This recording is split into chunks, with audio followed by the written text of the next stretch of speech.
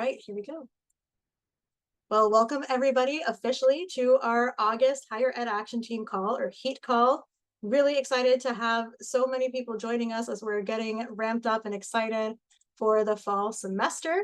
And also particularly excited that we are joined this month by Rachel, our newest CCL Executive Director. We're just absolutely thrilled to have you on board, Rachel, and I think people want to hear from you directly more than they want to hear me introducing you. So I will turn it over to you to let us know a little bit more about yourself.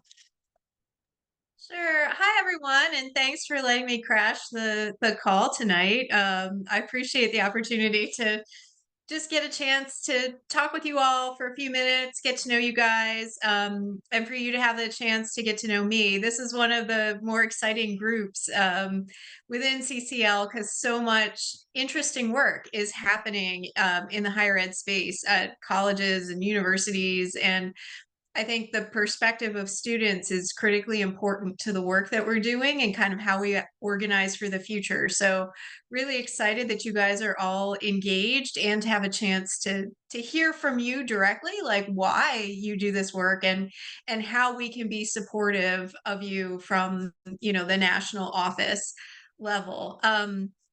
So just like quick, background on who I am and where I came from. So my name is Rachel Kerestes. I live in Northeast Florida on Amelia Island. I've lived all over the country. Actually, my husband was in the US Navy, so we moved around a bit, but I spent most of my career in Washington, D.C., running campaigns, leading different public policy efforts, both in-house for organizations and as a consultant. And I've worked as a policy analyst. I've been a straight lobbyist. I've done communications, public affairs work. And I also spent a few years of my career working in California at a big brand and advertising agency. So doing like consumer marketing stuff, which was totally different, but actually taught me a lot of really interesting lessons about how you connect with different audiences and build messages that break through and all of that different sort of stuff. I studied biology in college. I went to Mount Holyoke College and was focused, really on like ecology. And I thought I was going to be a researcher. And then I discovered I didn't really love lab work. And so part of it was through the student organizations that I was involved in as an undergrad that showed me that I could blend my interest in science and ecology and the environment with public policy. And so I got a master's degree at Georgetown, and then I went to work in public policy, a master's of public policy, and then I went to work in DC in a bunch of different policy related jobs. So I'm super excited to be here at CCL and to get to work with all of you guys. And I guess what I'd really like to, I only unfortunately only have 15 minutes before I got to put my son to bed. So I kind of a limited window this evening. I have an 8-year-old, and he'll be starting third grade next week. And he is like super, super, super interested in climate and environment. He wants to be an engineer when he grows up, and he spends all his time building robots out of Lego that are going to clean the ocean and pull carbon out of the air. And it's for reasons like that that I'm like, there's a lot of really cool and positive stuff coming down the pike. So anyway, I just thought maybe we could use like the next 10 minutes, and I'd love to hear from you guys. Like, what are the things that are really great about CCL? What are the places where maybe there are gaps, or what are things like if there are things you want to plant in my mind as I'm thinking about like how we organize our work or what else we prioritize going forward, like this is your chance to say like, hey, you know what's really important or something we'd really love to do. Can't promise that everything that's on everybody's wish list are things that we can do. But knowing how we can make our work more effective is really helpful. So with that, I will shut up and let you guys talk or ask questions.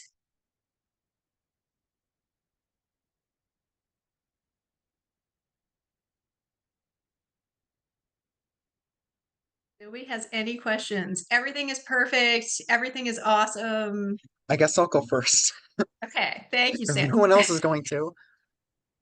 Um, What I think is good about CCL, well, I think, it feels like a community, right? It feels like I've gotten together with a community of people who are passionate, adamant about getting together to actually solve a problem, right? Solve a problem that requires, the saying, modern problems require modern solutions, right? And I think that is to an extent what we're doing here. The only negative I personally have, I talked about chapter work, but in the new member orientation, but I wish there were more chapters for people. I wish there was more chapters because I see that there's quite a bit of inactive chapters. You know, would love to see those get all up and running. But yeah, I've been enjoying my time for the most part at CCL.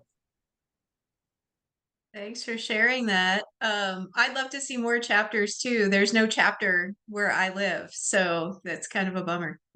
Mhm.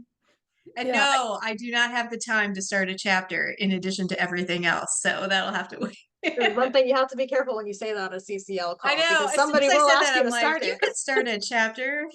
Boca's kind of far for me though. Like that's It's a bit of a trek. yeah. Holly, what were you gonna Yeah. share? Yeah, I guess I just wanted to jump in and say like I only really discovered CCL that's this past I think the beginning of my spring semester. I just finished my first year of college and I just love it so much. Like I just feel like I found like my place and like the sort of thing that I've been looking for in the climate movement. Because I've kind of been doing like youth organizing type stuff for the past few years in high school, but I feel like other organizations don't quite have like the sense of hope that I feel like CCL has. And like it just is so like, you're dealing with such a depressing thing, but everyone's so like joyful and hopeful about it. And it's just like, yeah, just a cool community. And yeah, I feel like I'm a very like logical person, I guess, like a very like facts data sort of person. So I feel like CCL's strategy is just exactly what our world needs. And I feel like that connected with me so much. Yeah, and I think it's interesting too, because I feel like, on campuses, especially like I guess some like especially at like some smaller schools, I feel like Sunrise is like a very big has like a very big presence at colleges. Which like it's a cool organization. Like I like Sunrise too. And but personally I like CCL's strategy a little bit better. So I'm always kind of like it'd be really cool if we could get more college kids like into CCL. But I feel like the two things that I feel like Sunrise has that CCL doesn't quite at the moment is one, I think just being like so youth centered, which like obviously Sunrise is like only for youths, like that makes sense. But yeah, I don't totally know what that would look like, but I feel like just maybe even like emphasizing or like highlighting the work youth are doing like a little bit more, just like bringing some of that into the spotlight, I think would be kind of cool. And I feel like CCL already like does that, but I think just like more yeah, just like keeping that up, I feel like is good.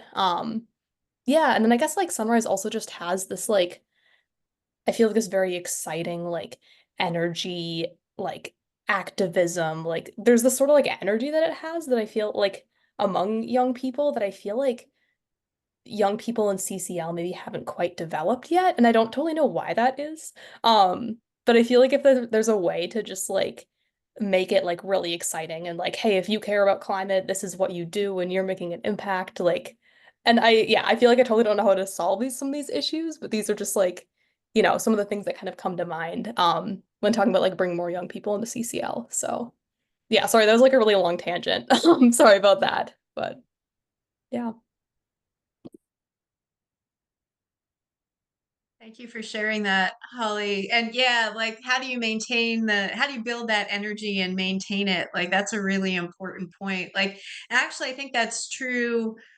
There's a lot of really great energy within CCL broadly, like certainly like the lobby day conferences and stuff like that's really huge. But how do you build and maintain that sense of energy across the whole organization like constantly? That's a really important point.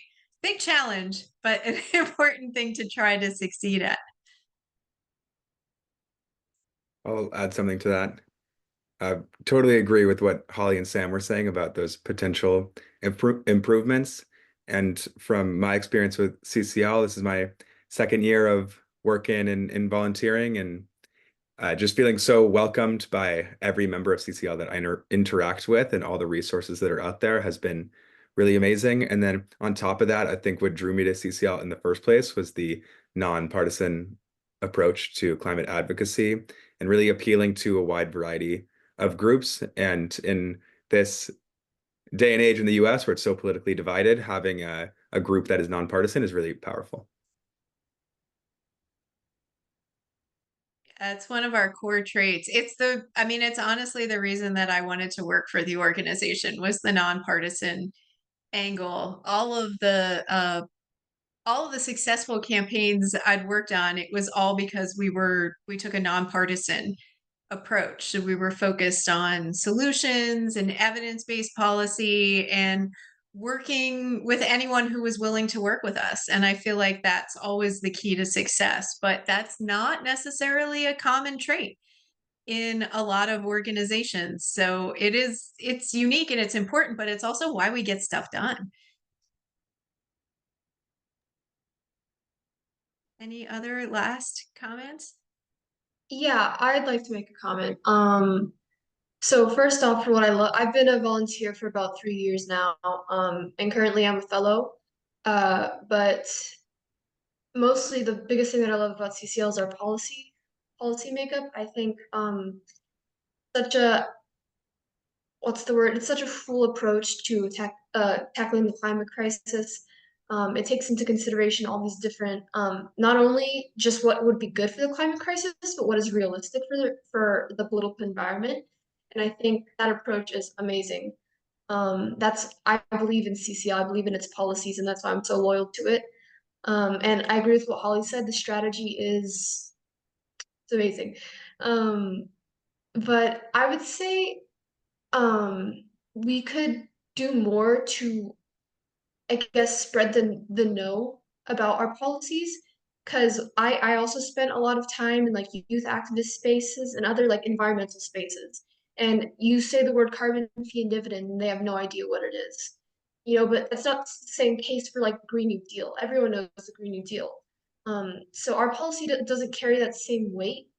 And I think trying to connect with the American public more or making it more of a well-known thing. Just, I know carbon pricing is our main thing, but I guess as well permitting reform, healthy forests, having more people know about this policy, I think is really important, especially because I'm pretty sure I heard somewhere there's more support for the carbon fee and dividend in Congress than there is with like among voters. So I think it's really important to connect with voters on those policies and make them, more accessible. Because at the moment, it's carbon fee and dividend doesn't really roll off the tongue. So I think making it something that everyone could just kind of like process, like for example, I know people started referring to it as a carbon cashback. Like that's something that people get through their head really quick. So I don't know, something along those lines. Well, thank you for sharing that. You know how I said I worked in consumer marketing and advertising for a few years? Like that's the first thing I was like, this sounds really wonky. Like it's not the details of the policy, but your point about like Green New Deal does like that's like a slogan, it's not specific to the policy proposals that are underneath it. And that's sort of why it's catchy, right? Like most people probably don't know all of the details of everything that comprise the Green New Deal, but they're either going to like it or not like it based on the slogan. And we have to be a little bit careful that we're not being, too cutesy, because that's not really what the organization is about. But I can tell you, having worked on a lot of really complicated policy topics over the course of my career, is that whenever you get into something with like jargon and sort of insider language and stuff, you lose people right away because you're like, oh, I don't know what that is. Like carbon fee, what's a dividend? I don't know what a dividend is. Like, you get into things that people are like technical and they don't understand, and it just kind of turns people off because it feels like it's, I don't know, do I need to like take an extra economics class or something to learn what this is? I'm not really interested in that. Um, so I think, I think figuring out how we talk about things and the language we use, and this is even bigger than carbon fee and dividend, but the language that we choose also invites people into conversation with us and connects with us, and it allows us to be in more inclusive spaces and have more fulsome conversations too. And so all of those things are like top of my list for the next couple of months, is like, can we find better ways, can we find better terminology, can we find better ways to connect with people on this? We can fill in all the details of like, oh, tell me what does that mean, and how will it impact you? But I ran a campaign a few years ago that we simply titled Save Medicaid, because that's what we were trying to do. And that's what but it was just, we're like, oh, we could do this, we could do, get into all the technicalities of the policy. And we're like, no, you either want to save Medicaid or you don't. And that became I mean, that was literally the bumper sticker. And so we need to figure that out for CCL stuff. So anyway, unfortunately, I can hear stuff happening in the other part of the house. So unfortunately, I'm going to need to go. But if you guys have any other thoughts or things that you want to share, I know you can send stuff up through Stephanie, and she'll make sure that I hear from you all. But I really want to thank you all for letting me join you tonight, and for all the work you do for the organization. And I'll see you again I don't know when the next call is, but see you again. I've been doing a lot of meetings, in case you can't tell, but I'll see you all again soon. And thank you. Well, thank you so much, Yeah, Rachel. thank you Would so you much. mind if you have like 30 more seconds? We have a tradition of taking a group photo on here. Oh yeah, sorry. Make sure it didn't happen. So before you leave, would love to have you in our group shot. So for anybody who's off camera, if you would like to come back on camera and be in that picture, I'll give you a moment to get back on. All righty. Okay, I think that's everybody. So 1, 2, 3. Okay, looks like a great group. Thank you so much again, Rachel. It was a pleasure to have you. And yeah, as you said, we'll continue to collect any more feedback and I'll get it to you. Right, thank you guys. I'll see you soon. All right. Well, what a great way to start a meeting. Really great ideas, everybody. Thank you so much for giving great feedback. Love hearing all the positives, but especially appreciate everybody giving us some constructive areas that we can work on, because that's how we get better. We typically would have started our meeting with some introductions and check-ins. Obviously, we are already about 20 minutes into our meeting, so we might have to cut those a little bit short, but I do still want to create space for everybody to at least, say your name and answer one connection before content question, because it is nearly the end of summer, certainly in terms of our academic calendars. So I'd love to hear from everybody, your name, your pronouns, and what is on the top of your end of summer bucket list. What is that thing you are most excited to do before heading back to campus? All right, and I will start. I'm Stephanie, and my pronouns are she, her, ella. I don't have to head back to campus, but I am still very excited to, go snorkeling in the Keys before the fall officially starts. Really enjoy the nice warm weather. And I will popcorn it to Pete. Hey everybody, Pete Marsh, he, him, Southern California.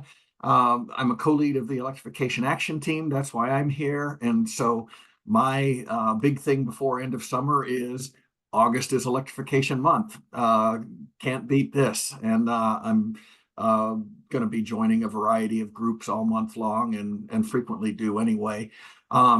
My big thing though for family is I don't have to go back to school, but my 3 granddaughters will be starting 3rd grade, 1st grade, and TK here in Long Beach, and so we're helping them get ready. Nice. All right, who would you like to popcorn it to, Pete? I will popcorn it to Sam.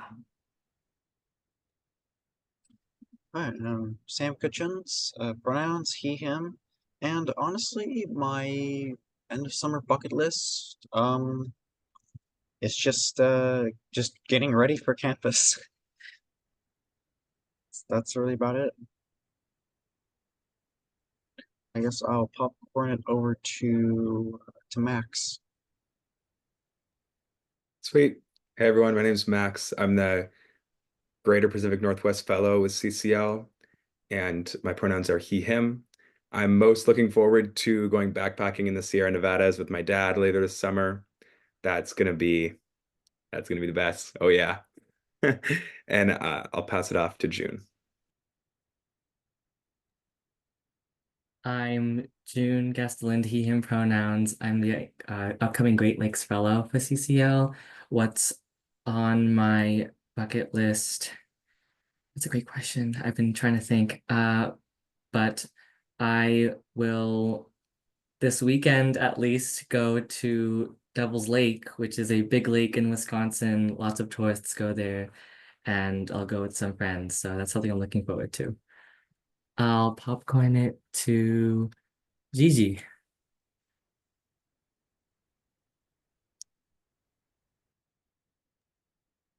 Sorry, my light is like broken, so I'm using a ring light. That's why the camera's off. But I hope I'm the right Gigi, by the way. I know I have Giovanna on, but I go by Gigi too. So I'm just assuming that was me. If I'm not, feel free to interrupt me at any point. But hi, I'm Giovanna or Gigi. I'm the Southeast and Mountain West Regional Fellow, and my pronouns are she, her. And for my bucket list item for the end of the summer, I hope to go on a beach trip with my boyfriend. We might get an Airbnb for $40 each. Not bad. Could be fun. Yeah, and I will popcorn it to Holly. Hi, I'm Holly. I use she, her pronouns. And something I'm most looking forward to, probably going to the Minnesota State Fair. I'm from St. Paul and I live like 2 blocks from the fairgrounds. So it's always a good time, very exciting, lots of people. Um, yeah, I'll popcorn it to, let's see, Stanley. I'm Stanley. Something I'm looking forward to at the end of the year. Oh, I mean, before going back to school. I've planned a Toronto trip with some friends from college. We're gonna be staying at like a hostel for like 2 days, and we might go see the Wallows. So that'll be fun. I'll popcorn it to Hendry. Hello, my name is Henry Millward. My pronouns are he, him, and I'm District 1 chapter lead in Connecticut. I'm excited to not have to go back to school for the fall because I'm on sabbatical, which is, I don't know if everybody knows that's like a rare privilege for professors. But I do have a climate oriented sabbatical plan. So I'm going to be working with my system to try to up its game. So I'm excited about that. Let me popcorn it over to Serena. Hi, my name is Serena. I'm cool with she, her, or they pronouns. And my summer plans I'm excited for is going to Virginia to see my cousins this week. So yeah, I will popcorn it to Lily. Hi, my name is Lily. I use she, her pronouns.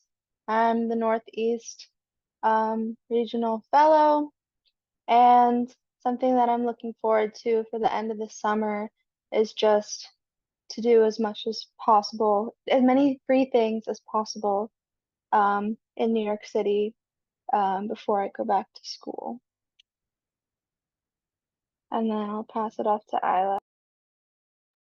Hi, I'm Isla. I use she, her pronouns, and I'm the Mid-Atlantic Fellow. And honestly, the only thing I'm really looking forward to right now before school starts is finishing my book. And I'll popcorn over to Nick. Hi, so my name is Nicholas Cully. I'll be a senior at Indiana University. And actually, I returned to campus yesterday, but I was abroad all summer, so I can't really complain. So I guess I don't really have anything left on my bucket list for the summer. And I'm not 100% sure who hasn't spoken yet, who to popcorn to. Hello, everybody. I'm Lance. My pronouns are he, him. My bucket list, I would like to go hike at Big Bend, Texas. I really would. I understand it's hot, but I don't care. I still want to do it. So, Ashrith, popcorn to Ashrith. I think Ashrith introduced himself in the chat. Okay. His end of summer bucket list is to get another position and get more certifications. And he shared that he recently learned something about technology and climate change. It's really exciting. I think Stanley might not be the only one who, did you introduce yourself already? You already did. Yes, you did. Did we miss anybody? I'm surprised how quickly we got through that, actually.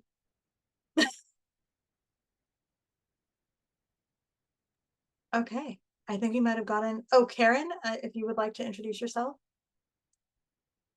If not, perfectly all right. Okay, fabulous. Well, thank you all so much for sharing a bit about yourselves, and also all of the things that you're hoping to get done in the last few weeks before heading back to campus. I know it's a busy time of the year, so I really appreciate you taking 1 hour away from meeting some of those goals to be with us tonight. And I promise to make it worth your while with this very, very packed, very exciting agenda full of updates. And the first one, very much I hope to Pete's joy, satisfaction, is about Electrification Month. And I'm kind of wondering if I should just have Pete take it away at this point, because you probably could speak more to more of what CCL is doing. But obviously it is Electrification Month for the month of August. CCL in general is working on spreading the good word about electrification. There's all sorts of really cool activities going on. I am going to go ahead and paste the action sheet for tonight's call in the chat so you can access it, but I'm following it right up with the campaign page for Electrification Month. So Pete, would you like to tell us a little bit about some of your favorite parts about what we're doing this month? Sure. Well, all of it. All of it. I think the short story is this is CCL's first time that we've done an electrification focus for one of our month campaigns. And so the action team is super excited about that. We held, during the month of July, we held webinars every Monday evening and afternoon to help chapters around the country get ready. And we had generally 25 to 40 people on those calls. This month, the CCL staff already held a CCU last Thursday, the Citizens Climate University. Dana Nuccitelli went through a bunch of things. Week and a half from now, Thursday, August 15th, we're going to have an Ask Me Anything where we have Flannery Winchester interviewing CCLers about their own journeys electrifying their own homes. So it's CCLers. We're not only advocating for electrification policy at the state and local level, but we're eating our own dog food. We're doing it ourselves. We're walking the walk and electrifying our own lives. And within the action team, we've collaborated with staff to get out all kinds of resources to help get the message out. So for tabling, all electric dollhouses. My granddaughters and I made a dollhouse out of cardboard boxes, and we had a heat pump water heater made out of a toilet paper roll with a picture pasted on it. So, it doesn't have to be high tech, but chapters around the country, there's a dozen chapters that have used a wide variety of different dollhouses to get that message across. And it's something, three-dimensional objects at your tabling booth can help attract people. In the case of a dollhouse, it can help attract kids. And then they come and play with the dollhouse, and you get to talk to their parents while they are happily engaged. So that's a sneaky trick, which we like. But we've done brochures and spinning the wheel of trivia with questions. And Pulling out all the I've stops. taken my battery-powered electric chainsaw without the chain on the blade and without a battery in it. And people are always surprised to say, what, a chainsaw can run on batteries? Why, yes, it can, and very well, thank you. I take my induction portable hob and boil water, and I put a dollar bill between the pot and the hob to show that the heat goes into the pot and not into the surroundings. So there's all kinds of tricks of resources to help with outreach, and we're seeing a lot of activity in our forum, and then trying to get out and engage with other action teams and with chapters around the country and that kind of thing. So that's what we're excited about. Well, that's fabulous, Pete. I'm so glad to see all of this energy that you guys have been building up for electrification and the action team being uplifted in this way by CCL. It's a really, really exciting month for all of us. So our challenge for all of you, our monthly action, one of them is for each of you to have a conversation. Pick one person that you're going to speak with in the month of August about electrification. And you can use any of these tactics or tools that Pete was just mentioning. There are tons of those resources on the campaign page. And also some guidance that there are 3 really valuable talking points to emphasize when you're talking about electrification, which is safety. Electrifying our homes actually makes our home environment safer for everybody. It cleans up our indoor air as well. Performance, as Pete was just saying, an electric chainsaw will work just as well. And also a lot of these energy efficient appliances make life much more affordable and are themselves becoming more affordable with things like rebates. So it is a great time to electrify. And I know, especially as students, we don't often have a lot of say in what appliances we put into our own homes, but you likely have family members who are constantly thinking about how they want to make their homes a little bit cooler, a little bit easier to live in and work in. So pick one of those people. I would love it if you would be willing to share in the chat who that one person is that you're going to reach out to this month.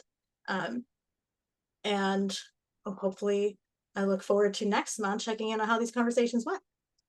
In addition, if you're looking for more ways to get involved in Electrification Month, certainly would love your help in getting the word out on Instagram as well. CCL will be posting lots of content on socials over the month ahead, as you can imagine, like this one. Of course, I was sharing with folks on the new member orientation. We are big into memes and pop culture references. So, of course, if you've not been following Snoop at the Olympics, clearly Alyssa Tennant, our content manager, has been. And she is having a good time with that, with Olympic themed electrification references. We also would love any of your support if you're interested, if what you're really passionate about is engaging even younger people than you in electrification. I would love to remind all of you that the Great School Electrification Challenge is still very much a thing. It is still going on over in the Youth Action Team, and anybody really can be an adult mentor. So if you are really excited about getting school districts electrified, that's a good opportunity to get involved this month. Maybe you have a younger sibling who might be interested in starting a challenge team or being a part of a challenge team, and you can be their coach and help make all of their climate dreams come true. And another idea that I had before I open it up to some of your ideas, and I'm sure you have some thoughts on how to adapt Electrification Month to a collegiate audience, is your school probably has been engaging in electrification efforts. Your university probably has some electrification stuff going on. They are constantly under construction. Appliances are constantly getting switched out. And more than likely you have a LEED certified building or two. So you could even plan, you may not have a front porch ribbon cutting like some of our chapters are doing, but you could invite people to do a tour of the most energy efficient building on campus and work with your sustainability office. So definitely some ideas there. I'd love to hear what you guys are thinking or getting excited about for Electrification Month and how you might get involved.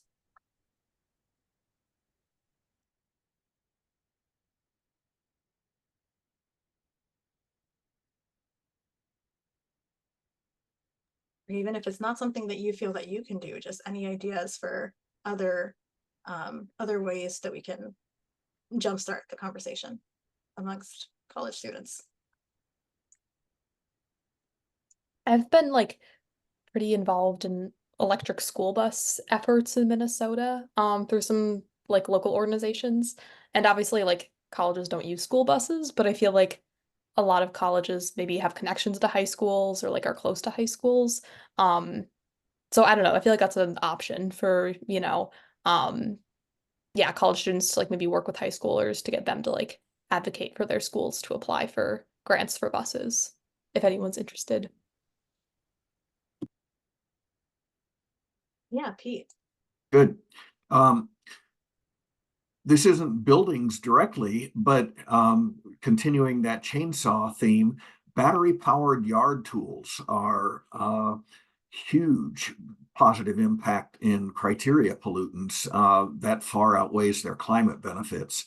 And most colleges have a big landscaping department, grounds maintenance, and uniformly, that's one of the bigger financial challenges to transition. And so talking to them about that, showing the benefits for the people using the tools, there's a massive health improvement if a worker doesn't have to be breathing in 2-cycle gas machine fumes all day. The noise impact, many of those folks wind up not wearing hearing protection, and they've got that engine going off a foot from their ears. So lots of positive benefits, lots of challenges to keeping batteries charged. You have to have definitely several batteries per tool to keep it working during an 8-hour workday. So helping folks think through that is a great idea.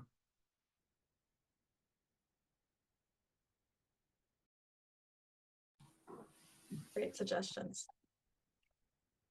Yeah, Henry. As I mentioned before, I have a sabbatical project, and part of that is we have 12 different campuses in the Connecticut State Community College system, and so I'm really excited over the next couple of months to find out what each of the campuses have done. I know at our home campus in Tunxus, we've got several LEED buildings. We got some solar panels going. I don't think any heat pumps yet, but we've also there's an energy efficiency cashback that our local utility, our state utility offers, and that so we're participating in that incentive program. So that's just my campus, but hopefully the other 11 campuses have also been doing some really interesting things. And after collecting that, being able to take that back and share it system wide, hopefully will speed the adoption at different places. Yeah, it's really helpful when you have a full university system, kind of exploring different tactics and getting to share out what's working and what could be done better in the future. Helps to alleviate some of that early adoption pressure for everybody. Oh, fabulous. Keep brainstorming these ideas. Like I said, go have those conversations. I saw some of you already naming family members, mom, brother, that you're going to speak to. Oh, Sam, was that another idea you had? Or you raising your hand?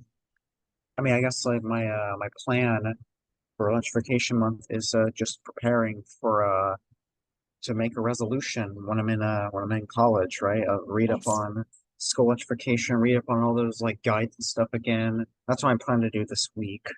So Fabulous. Great. Well, you'll have to let us know how that goes, and we're excited to be a small part of that journey. And of course, if you want to keep your eyes on the prize this Electrification Month, you might have guessed it'll also be the topic of our monthly call this Saturday. So make sure you tune in for that with our partners from Rewiring, Rewiring America. Sorry, that's a cough.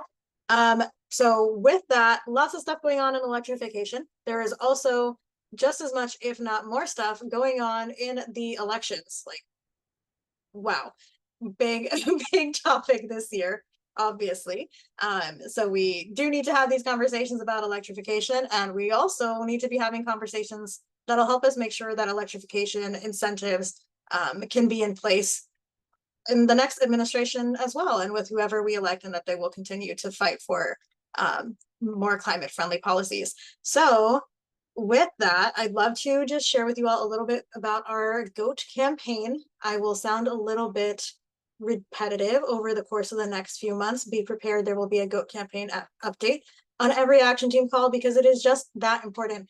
And especially as all the research shows that Gen Z voters, college students, first-time voters are extremely important in this election cycle, as they have been in the last several. It's really important that all of us are getting involved in driving that conversation forward and making sure that climate voters are going to the polls and that they are informed, they have a plan to vote. And the best thing that you all can do as college students is make sure that especially your friends are doing this. So the GOAT campaign, if you're not familiar with it yet, is a collaborative campaign between the Higher Ed Action Team and the National Youth Action Team. We love working with our youngers.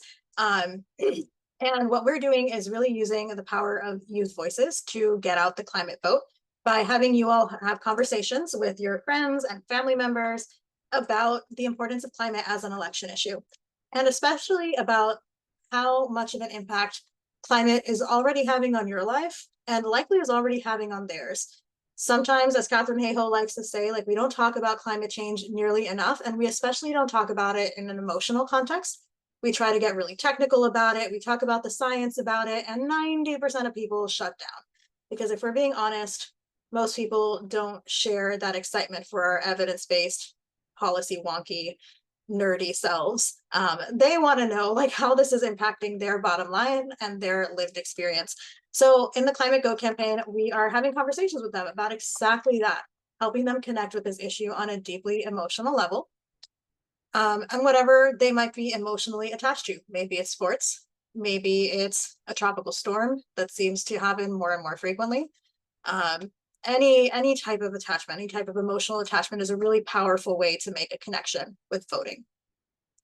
And the reason I'm bringing this up today is that, excuse me, there are tons of resources that are available to all of us to get involved, even within CCL. That's not even talking about like the numerous other organizations like Environmental Voter Project, Ballotpedia, different resources that are out there to help get out the vote.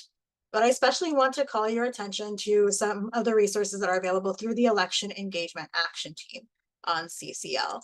And we have this really great training, especially for August recess, to take advantage of the fact that many of your members of Congress, many of whom are probably running for re-election, are back in district. That means that also any of their challengers are going to be finding as many speaking opportunities as possible to talk about their stances, and all of us can show up to these different town hall meetings, community events, and ask the climate question, because more than likely, if you don't go, nobody's asking the question.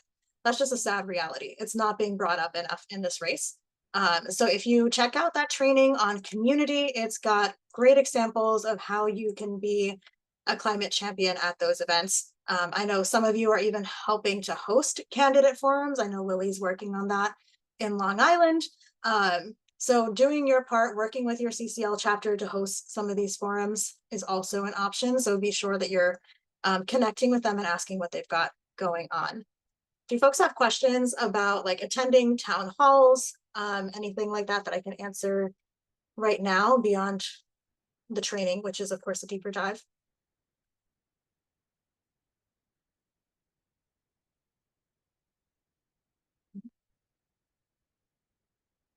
All right. Another really critically important thing, and an action we're all going to take together right now, is make a plan for voting. And the most powerful thing you can do is to make a plan with a buddy and hold each other accountable for that. But we're going to start with our friends over at Change the Chamber. They have this great resource that I wanted to make sure to share with you, which compiles lots of information, including where you can find out candidate stances. But it also includes this really handy section at the top on Are You Ready to Vote? So everybody, if you have not already done this election, would love to make sure you are registered to vote. If you are registered to vote, making sure that it is current and up to date, and that if you are going to be voting from a location that is different from where you are registered to vote, like you might be on your college campus, but you are wanting your vote to count back home, there's a ballot initiative that's really important to you back home and you want to make sure that your voice is heard there, that is totally acceptable, but you have to make sure you request that absentee ballot and mail that in on time. So everybody go on there, wherever you fall in that spectrum, whether you need to register, whether you just need to check if you're registered, or you're ready to request a ballot or find your polling place, please do that right away. I'm going to take a minute to do that right now. And if I can just add a +1 for Stephanie's plea there. I'm reading lots of analysts reporting that the voter suppression machines are very active in the couple of dozen states that lean red. They are purging voter rolls of people who missed one election. That may not apply to some of you because you may have just gotten on the voter rolls. But importantly, don't just check your voter status today, but check it again 2 or 3 times over the next few months and make sure that you continue to show as authorized and registered to vote. It shouldn't be this hard, but it is, and we got to do that. Absolutely, a really important point, Pete.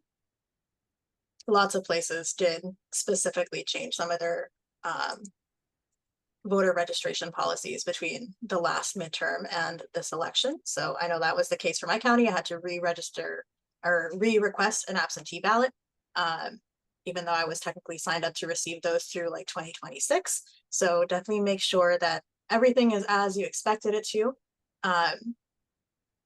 I'm curious by like a show of hands, how many of you will be voting for the first time in this election?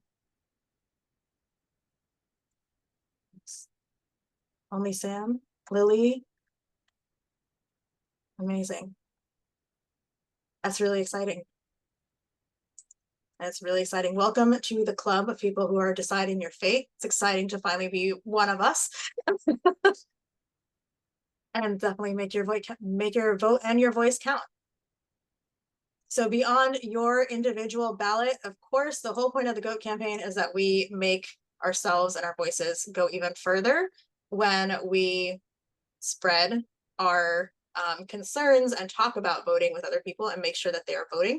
So now that you each hopefully have a plan, you know, whether you're voting absentee or you're going to be going to your polling place, you might even have one on campus.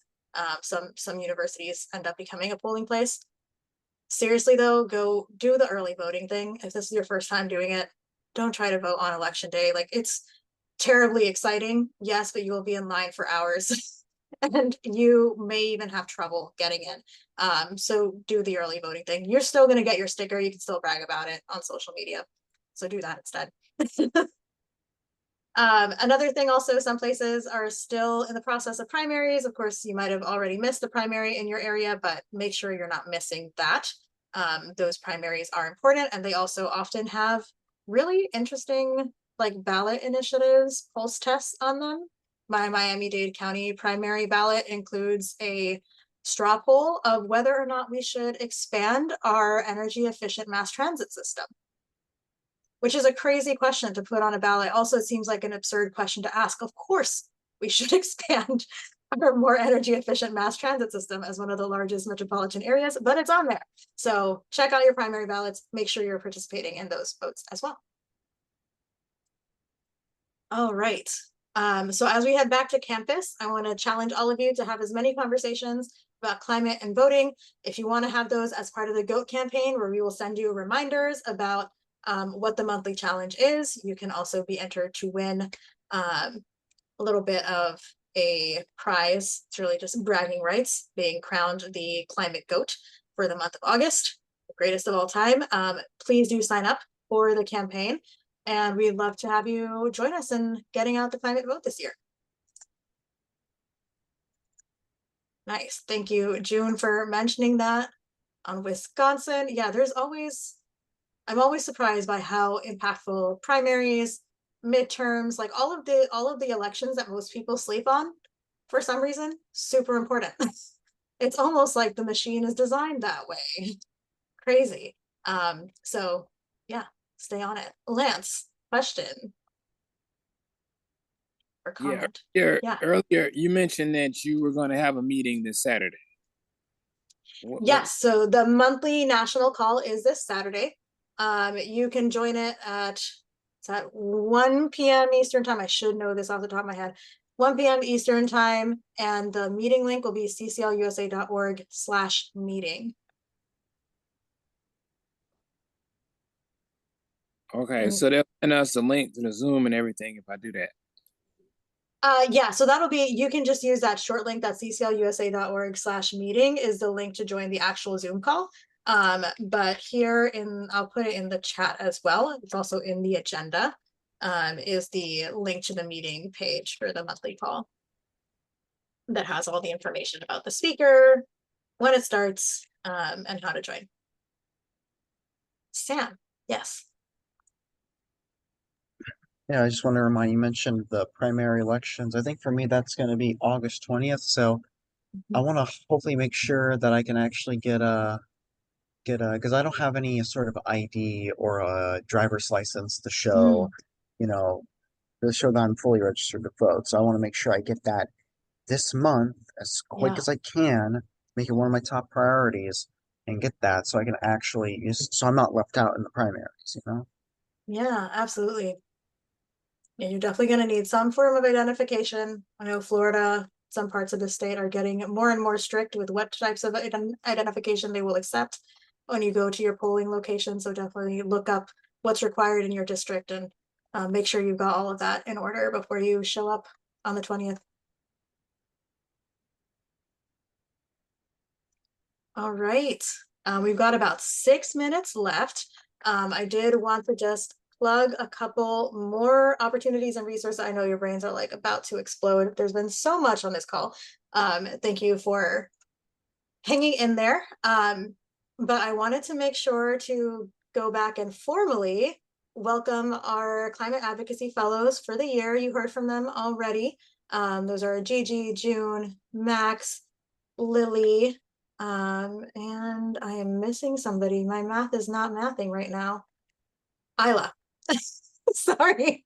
I was like, I have not said enough names. Isla, hello. So these are the folks that are going to be supporting all of our campus leaders, also supporting all of you in your climate advocacy throughout the year. They already shared a little bit about the regions that they're working with, but if you would like to know more about them, they're all very, very cool people. I'm very lucky to be working with them this year. You can learn more about them in their bios, and also use that as an opportunity to check which one is your best resource based on the part of the country that you are in. All right. I also want to make sure to plug a couple of continuous opportunities. And I'm going to actually share my screen for this really briefly. In case you have not noticed this, over the course of the last few months, we've been trying to put like the most important links at the very top of the action sheet. These are resources that you can use at any time to refer to. I will update this with a link to tonight's recording, for example. You can click this link to add our Google Calendar to your Google Calendar, so you don't even have to mess with Community if you don't want to. You'll just get a reminder every month that this event is happening, this call is happening. We've got archived previous action sheets and agendas and recordings and newsletters. We also have some resources that you can order for yourselves this year. So what am I talking about? If you would like to help us get out the vote this year with the Climate Goat campaign, you can order these cute little Climate Goat stickers, and I'll send you a pack of 50 of them. If you are interested in getting involved, if you want to do some other tabling or want to give a nice little gift to a faculty member, you can order these Littlest Climate books. It is exactly as it would apply. It is a very tiny book about climate science and the basics of it. And it does include several shout outs to CCL. Not surprisingly, CCL Volunteer was involved in the making of that thing. And if you are interested in getting involved with the carbon fee and dividend movement on campus, we do still have stickers that you can order. and I will send you again a 50-pack.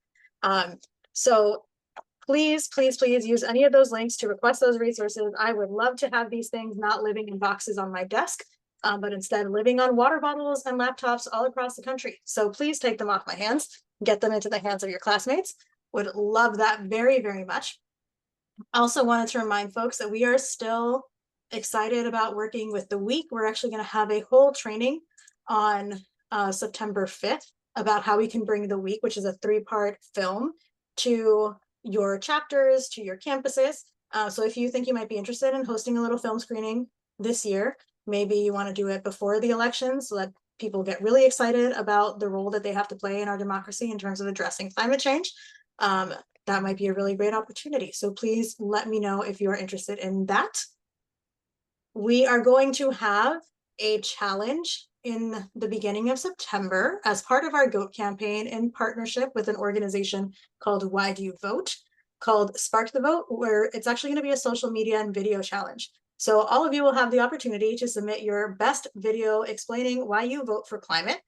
And they even have money, cash prizes that they're going to give out to the best videos. So the gauntlet has been thrown. I expect to see some of your best work yet. Really excited. More details to come on how to participate in that, but it'll be on the second weekend of September. And I think that is just about it. As always, tons of CCL resources, more stuff in the action sheet to check out. And I will see those of you who are campus leaders in 2 weeks for our strategy call, and all the rest of you again in a month on September 2nd for our next higher ed action team call. I know there's not a whole lot of time, but I'm happy to stay on for a few minutes and answer any questions. If you guys just want to hang out and chat a little bit more and check in, you're welcome to create that space for it. But thank you all for coming out tonight, and I'll see you next month. Well, thank you.